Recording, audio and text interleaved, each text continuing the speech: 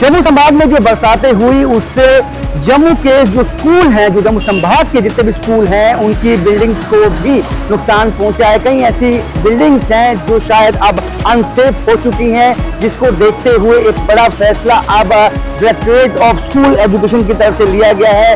जम्मू संभाग में जितने भी स्कूल हैं उनका अब सेफ्टी ऑडिट किया जाएगा और इस बात को यकीनी बनाया जाएगा कि जब स्कूल खुलेंगे तो कोई बिल्डिंग ऐसी तो नहीं है जो अनसेफ हो चुकी है। आप देख सकते हैं कि ये जो स्कूल की बिल्डिंग है, इसकी भी यहाँ पे जो इसका जो पिलर है आप देख सकते हैं, यहाँ से भी सीमेंट निकल चुका है और ऐसी कई बिल्डिंग्स हैं जिसमें क्रैक्स आ चुके हैं। और इसी सब को देखते हुए अब ये निर्देश दे दिए गए हैं कि अब सेफ्टी ऑडिट सभी स्कूलों का, जो गवर्नमेंट स्कूल है उनका, किया जाएगा।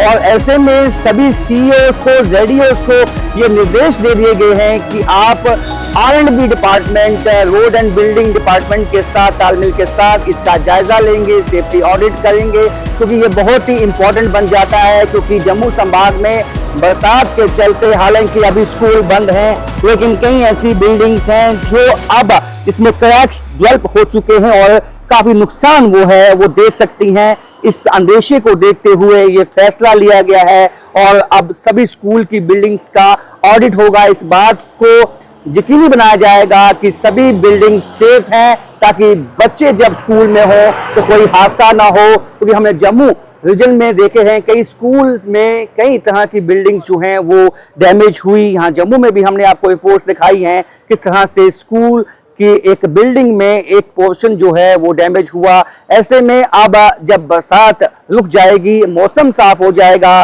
तो अब जायजा लिया जाएगा कितनी बिल्डिंग्स में क्रैक्स आए हैं और कितनी बिल्डिंग अब अनसेफ है, ताकि बच्चों की जान बचाई जा सके।